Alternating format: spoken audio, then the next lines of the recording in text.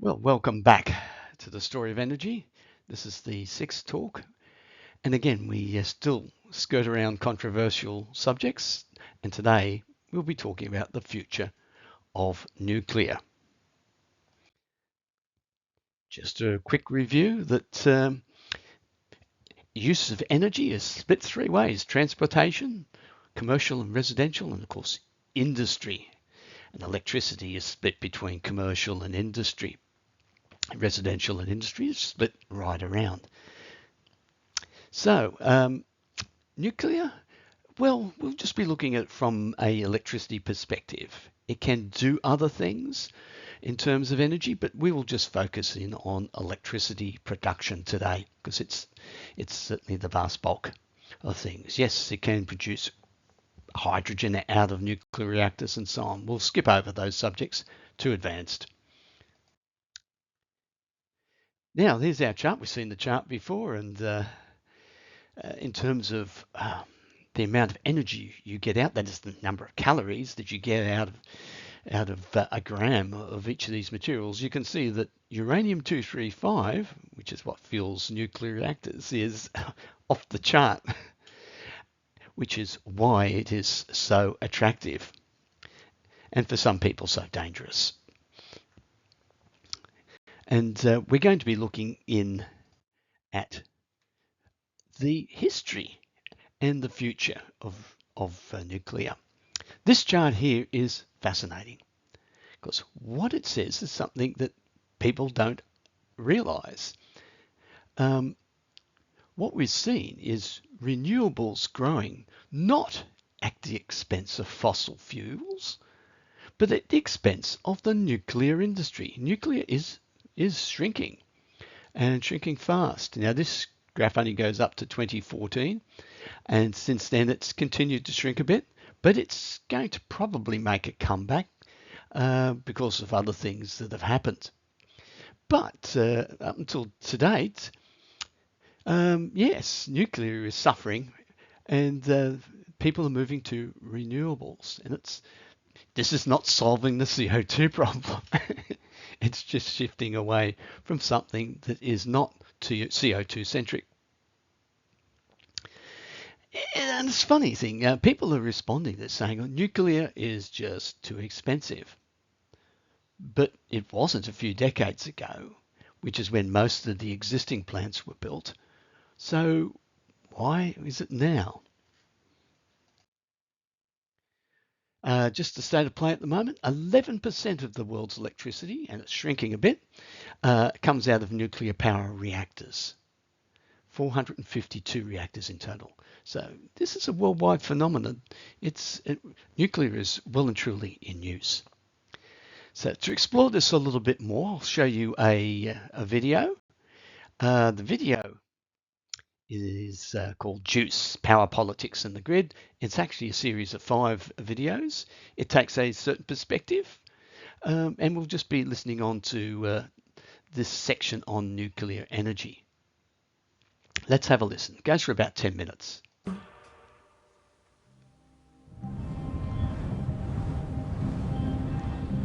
One of the things that we saw happening, particularly in Europe after the Russian invasion of Ukraine, was a kind of acknowledgement for the first time that the so-called, decarbonization pathways, net zero pathways in Europe had a huge amount of gas in them. So really it was like renewables plus gas.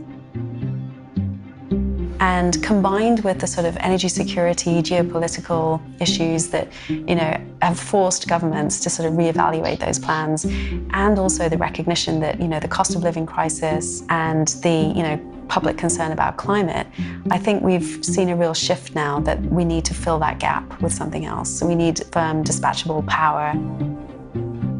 Russia is blackmailing us. Russia is using energy as a weapon. Europe needs to be ready. It's quite wrong to lay all the blame for the current difficulties on the invasion of Ukraine. That's the proximal cause. But why was the system so dangerously fragile that the invasion of Ukraine could have these sorts of consequences? And the reason for that is 20 years of mistaken climate policies beginning in the early 2000s, which took Britain off that gas to nuclear track and committed us to renewables. See, the problem with the renewables is that they really do need support. They're not thermodynamically competent. That means we've resorted to gas because coal has been ruled out as high emitting. So although we're consuming less gas than we used to overall, we have paradoxically become even more exposed to it because it is the single thread by which British security of supply now hangs. And I think the long game for Russia was to make Europe dependent on their energy so they could gobble up Ukraine, the breadbasket of the world. And the Europeans, their leaders, played right into it, in part because of green delusion, in part because of their own corruption.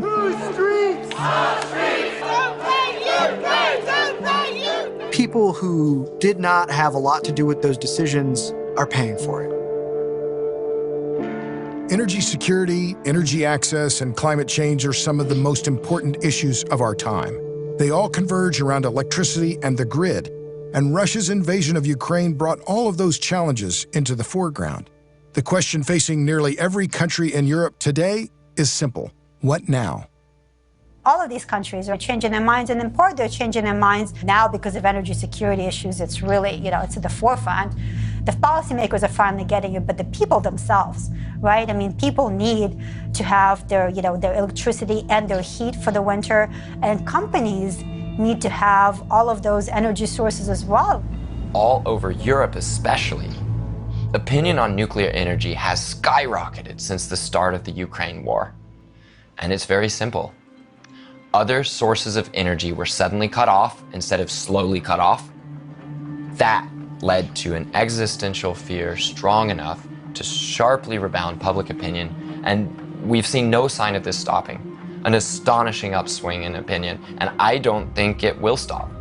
Europe continues to not have access to the energy sources that were cut off at the start of that conflict. Europe continues to have existential fears about the energy they do buy that's either transit through third parties that are fine buying Russian energy, or continuing to buy Russian energy while knowing they're directly funding an invasive war. They feel that, and it feels more worrying than whatever lingering fears remain. From the crib, from grade school, from growing up doing nuclear bomb drills, that fear is not as strong as being cold in the winter.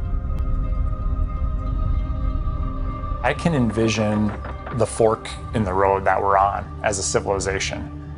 There's the one path that probably a lot of your standard bare environmentalists would have us take, which is we use less energy and we try to conserve as much as we possibly can. And for the energy we still need, we blanket large sections of land with wind turbines or solar panels. So we have this low energy pathway that will result in millions of people staying in the low watt world, where countries and most of the people in a country don't have enough energy to really flourish and have opportunities in order to limit global warming to some degree. So we have this low energy pathway, and then we have the pathway of universal prosperity that is afforded by nuclear energy.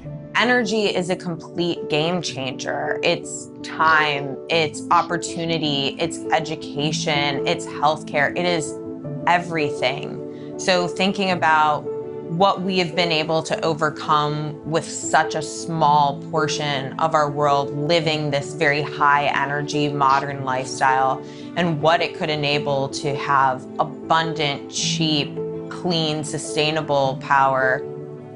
Saying that nuclear is good is one thing, then actually creating a program, implementing it, building it, both at home and abroad, that's next level. We are not molding society around our energy, but we can mold society with our energy. And that's really exciting.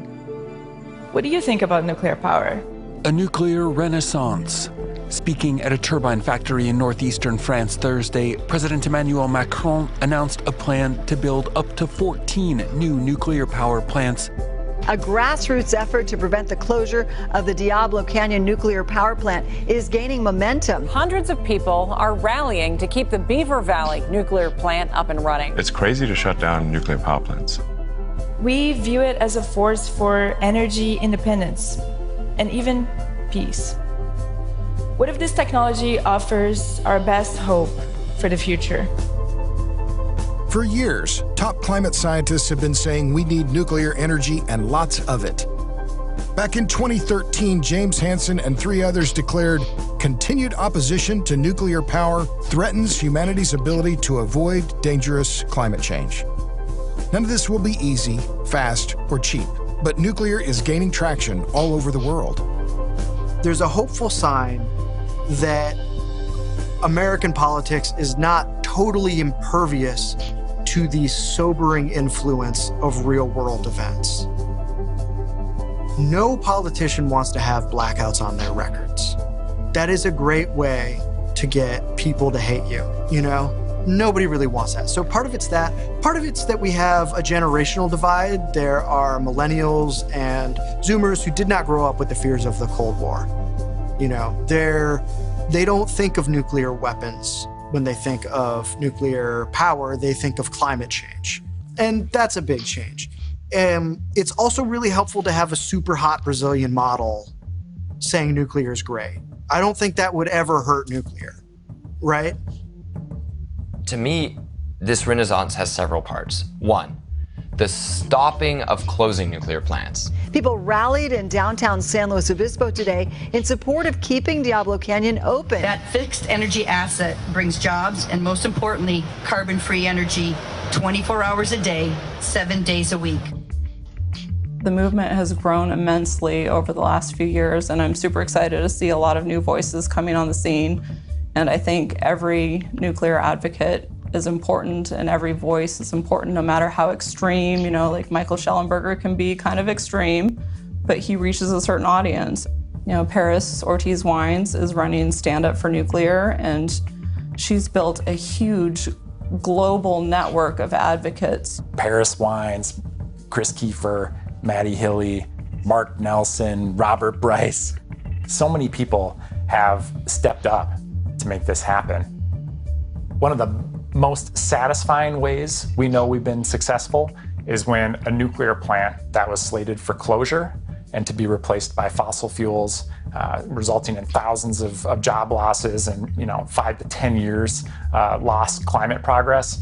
When a nuclear plant that was slated for that gets saved as a result and extended.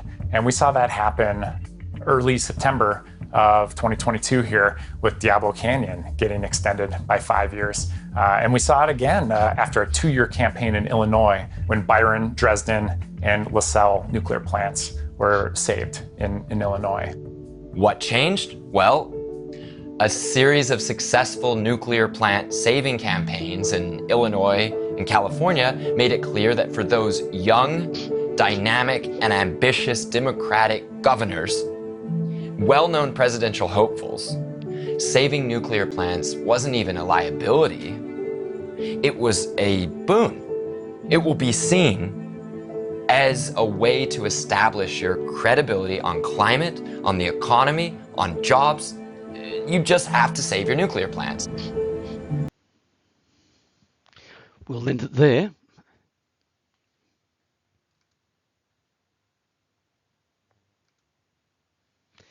Now, we haven't had this debate in Australia, but I think we're about to have it. The debate will be different in Australia in the sense that the CSIRO has issued a scientific report. I'm not sure if it's all that much science and economics. But anyhow, they've issued a report which claims that nuclear is not for Australia. It's just too expensive, etc., etc. And that's a debate that we'll be facing. Again, the renewables plus gas is the solution. Good news is I've written a 9th lecture in this series, and we will actually have a look at the ISP, which is the plan that comes out of the CSIRO report, which is going to give us renewable power without nuclear. Hang on for that one. All right, just let's talk about nuclear power directly now, because we need to gain understanding of how this works and the dangers and risks and how they're assessed. Okay, I've got lots of numbers here, but the bottom line is that you have a atom of uranium-235. Okay, because uranium comes in different isotopes. So there's uranium-235, there's uranium-238, and 239, and so on. That number represents the number of neutrons and protons, if you remember your science from school, inside the nucleus. The number of electrons at 92, that little 92 underneath, that's fixed. Okay, it's the same for all the isotopes, but it's the number of neutrons. Protons is also fixed. It's the number of neutrons in that atom that differs, and you've got different isotopes. Now, the thing about uranium-235 is it's relatively unstable. And if you shoot a neutron at it, it splits, and you get all sorts of things. It splits in many different ways. The most common is barium, as you can see at the top. And at the bottom, you'll see kryptonite. Yes, krypton. Yes, it does exist. It's not just Superman. Excuse me. And you'll get two neutrons firing out of it, the one that originally hit, plus one that's been released. Okay, now this gets complicated and won't go into it, but the weight of that additional neutron is actually less than it is when it's bound into the nucleus of the uranium-235. There's a weight difference, and E equals mc squared. You lose some mass, you gain some energy, enormous amounts, 200 micro electron volts, which is quite a lot given it's just one atom. It's a huge amount of energy. And of course, these neutrons go flying off, and they hit other uranium-235 elements. If they hit a uranium-238, nothing seems to happen. They're fairly stable. But if you hit another uranium-235, it'll break down into another bit. And there's this energy that comes out that can be captured. Excuse me. So if you can wrap all this in, say, water, the heat will be captured by the water. It turns into steam, and you can run your generators from the steam. It's a simple process. But the questions three questions that are always asked. One overarching question: isn't nuclear dangerous? And it breaks down into three questions: danger related to radiation, nuclear waste, and weapons. Okay, and on that basis, Australia's had a ban on nuclear power, which is quite interesting.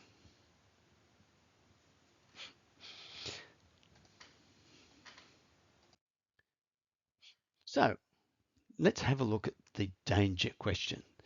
Yes, this is a picture of what was finally left after they cleaned up Chernobyl. But the long-term effects have been very interesting. Certainly, those who went in to fight the fire, because that's what it was. It was a fire. It wasn't a nuclear explosion. Just a bit of an explanation what happened. The reactor was being tested actually for certain scenarios, so that they're testing their safety systems. So they needed to put the reactor into a particular state for the test. So as they did that, the operators played around to get it there, and it wasn't quite working. And so they kept on changing things, and eventually they put the reactor, they should never have got this far, they put the reactor into an uncontrollable state, and it ran out of control. Now this thing about this reactor, it's a very old reactor, is that number one, it had no containment field.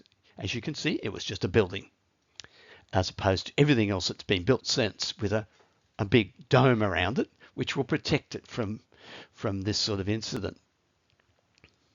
And as it heated up, the elements that used to slow up neutrons, because neutrons come out too fast, and they cut so fast that they need to be slowed up in order to get a reaction going. So they put in a carbon-based element to slow up the neutrons coming out so that they'll get a better reaction inside. And it was this that literally caught fire. And of course, as it caught fire, it went up, the stuff went up in smoke and it went right up into the atmosphere, spread out, and all of the nuclear material got spread all over the countryside. So nuclear fallout is really about the bits and pieces of the rods, the uranium-235, being captured up in other particles, put up into the air, spread it all about, and dropping down. And of course, as they sit there, wherever they are, they're still radioactive. And that creates a problem. Now, it has. It should never have happened. And we don't build reactors this way anymore. This can't happen anymore. So after 30 years, what have we learnt in terms of the impact that this had on the population? Well, firstly, there was certainly the deaths from the firefighters who went to try and control the fire, which was the carbon that was burning. And they were exposed directly to all this stuff. And they had no chance. And I think it's about 50 died, which was tragic. In fact, I actually met someone whose cousin died. Yes, his cousin died in the as a firefighter in one of these things. And it is, a real blot on industrial society that, they sent in firefighters into this situation. But what's more interesting is that the impact of the radiation into the general area, this is what WHO said. The designation of the affected population as victims rather than survivors has led to feelings of helplessness and lack of control over their future. This has resulted in excessive health concerns or reckless behaviour such as the overuse of alcohol and tobacco, or the consumption of mushrooms, berries, and game from areas still designated as having high levels of radioactive cesium. Okay, what caused a lot of damage was the fear of nuclear damage, of nuclear radioactivity, rather than the radioactivity itself. And as far as I could see, there has been very little, if any, response. Now, there are all sorts of claims made, because how do you tell someone's died of cancer 20 or 30 years later? And what do you relate it back to? Very difficult. But overall, there has not been any significant, even from something so disastrous as this.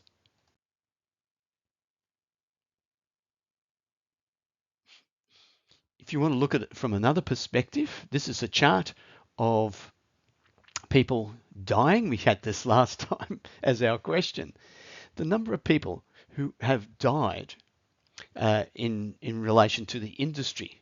And at 90, nuclear is well and truly ahead of solar, 440, wind, 150, and so on. Even hydro's got 1,400 people killed in its production. It happens.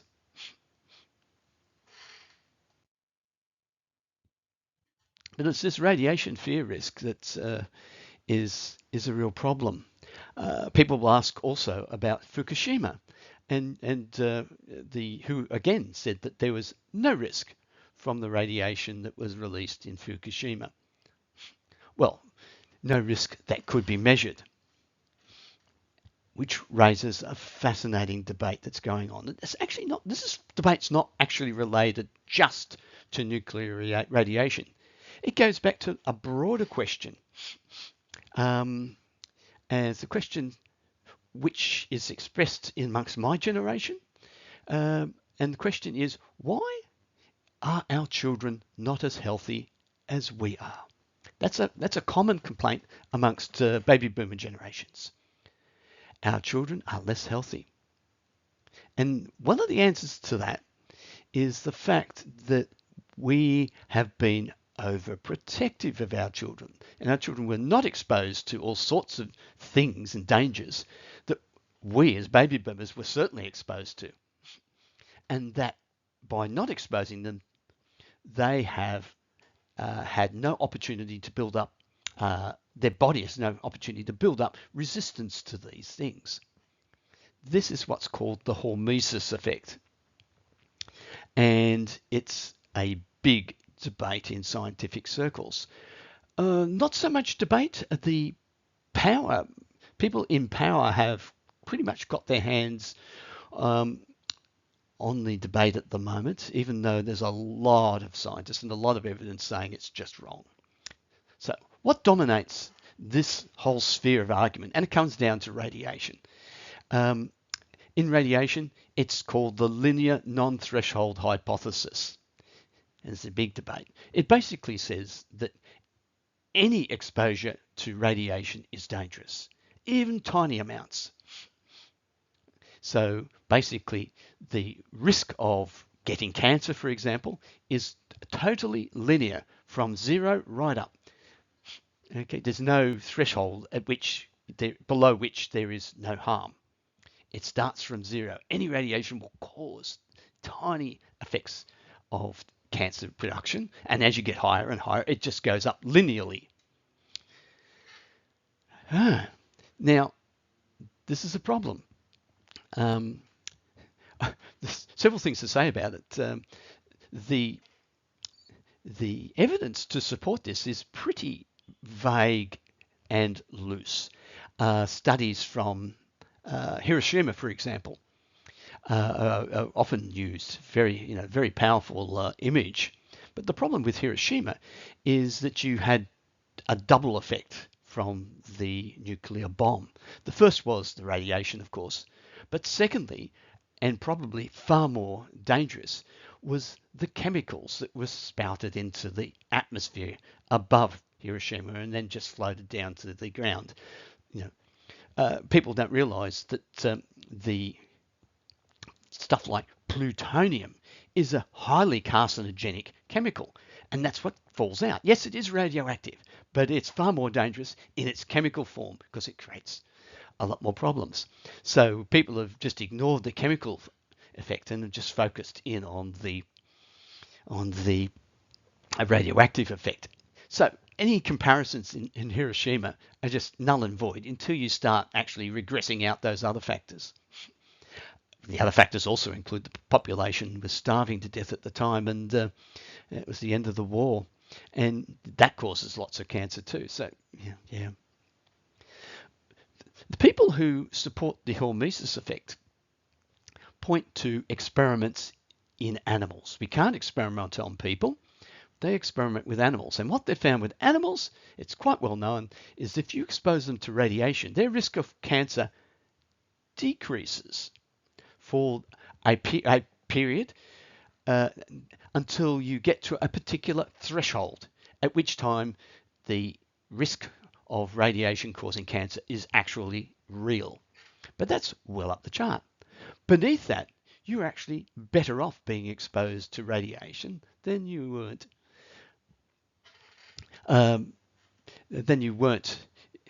Sorry, let me start that again. You're better off being exposed to radiation than not being exposed to radiation.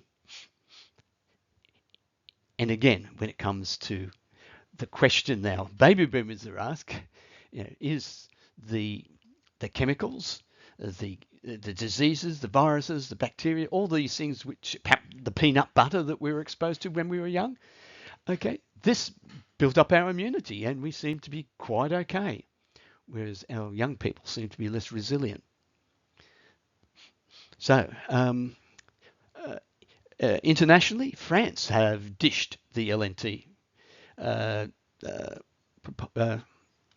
proposal and have declared that a hormesis effect is most likely what is going on, and the worry about low levels of radiation are just unjustified.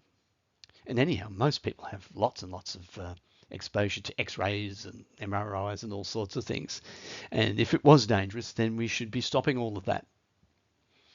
We don't. So in the US, they still retain the LNT. And it's a funny sort of power debate. Basically, it's got to the point where they say, prove it otherwise. And of course, since we can't experiment on people, there's no way we're going to be able to prove it. So it's a funny sort of situation. What's most convincing for me is the work that was done with airline staff. People don't know, but airline staff are exposed to about 20, maybe 50 times the average person to radiation because they spend long times at high altitudes where there's a lot more radiation than there is down at sea level. They're exposed to quite a lot more low-level radiation, and there is no cancer statistical impact. That pretty much puts it to bed. So this fear of radiation, low levels of radiation, in my mind certainly is totally unwarranted, even though that is the official scientific position. Lots of politics, as I said. Now, one of the things that this fear of radiation has had is that it's forced governments into zero tolerance situations. And Fukushima's seen this with the release of their radioactive water. They've stored water. Now, water doesn't get particularly radioactive when it's exposed to radioactivity, but there is a very, very small effect. Even this water, which is exposed to radiation and has a tiny little bit of it, could not be released into the ocean. And that's created lots and lots of political debate.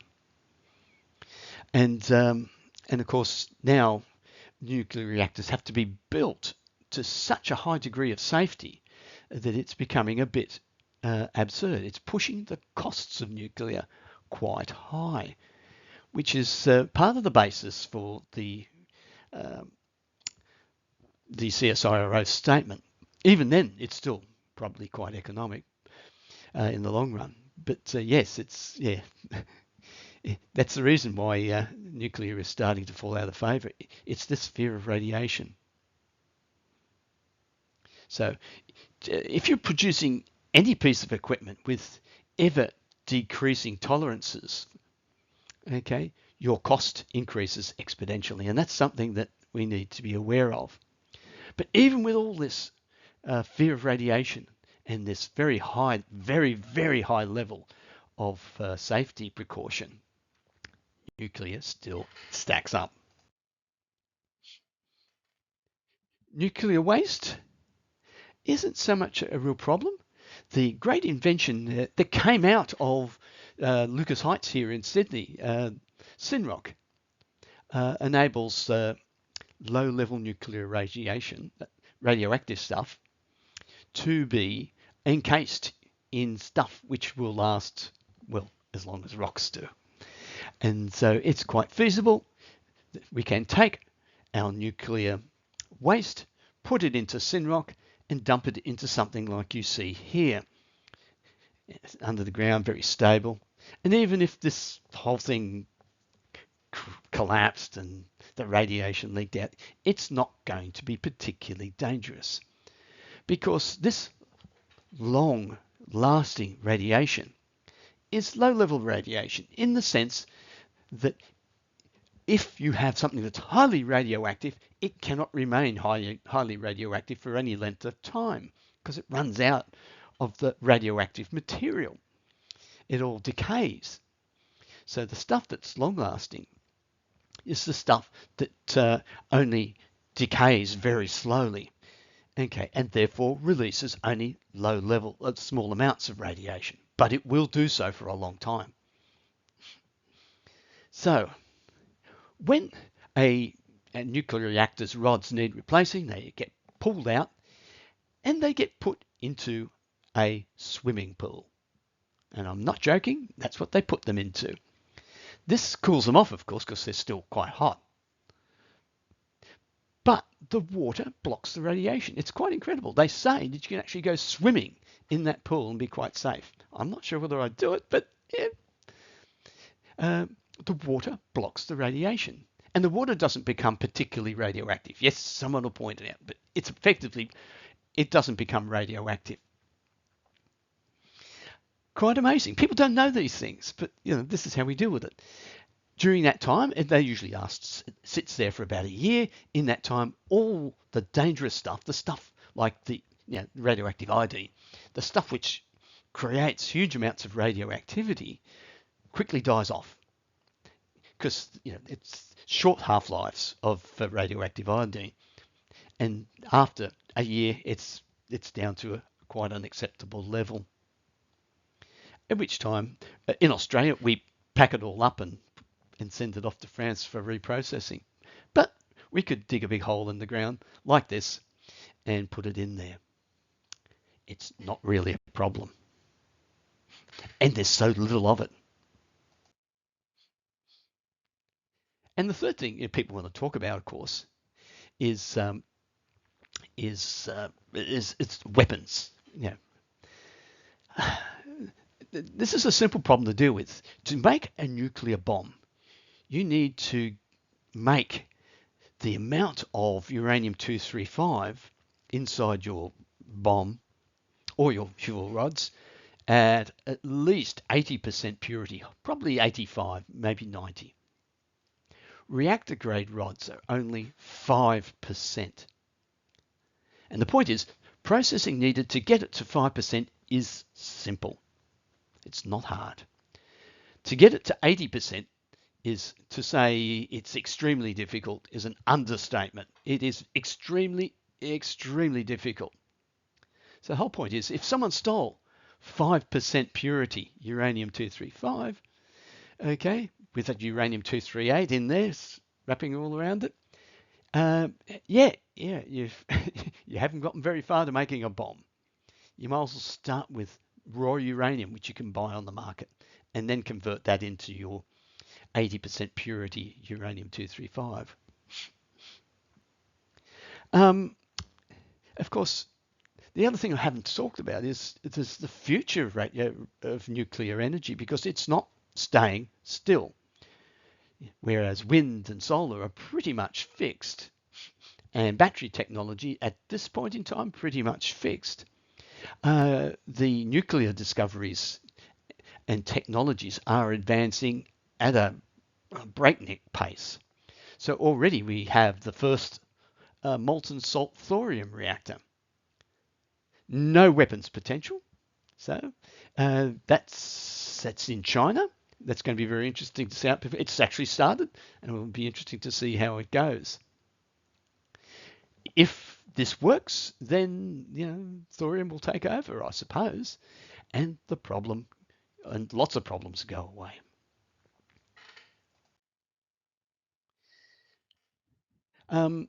Now, people want to talk about small modular reactors, SMRs. And this gets a big mention in some of the CSIRO reports. These are, well, initially they were basically reactors that could be put on a semi-trailer and trucked out to, a town and set up. And you could just simply run them, a fuel change every 3, 5, maybe even 7 years. And it would provide a town with nuclear power, where you need a backup one, so you'd have 2. And small modular reactors are actually evolving, and then actually now getting larger. So it's more referring to reactors that are a lot smaller than a big reactor, full-scale reactor, but a lot smaller, so much so that they can't be put on the back of a truck. So moderate scaled reactors, quick build, and they're fixed in a particular location. Are they the future? Oh, who knows? Who knows? Certainly they've been experimented with, and we'll find out in due course. There's a lot of economics involved, and so that has to be sorted out. A long way to go yet.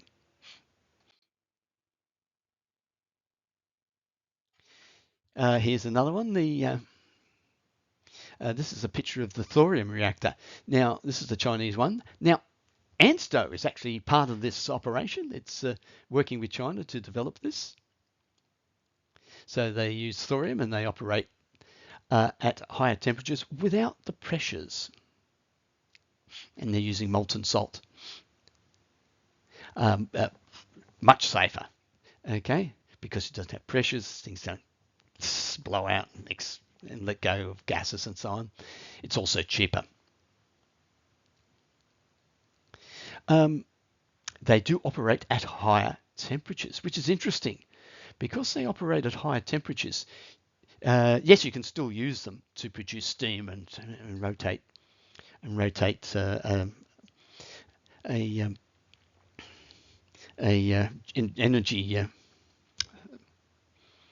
What am I saying?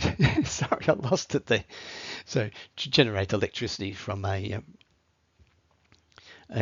steam generated turbine, can still do that. But because of the high temperatures, you have new opportunities, and we can actually produce hydrogen from them. So we've talked about high costs of producing hydrogen. This may be a much cheaper way of producing hydrogen. So hydrogen's not out of the game yet.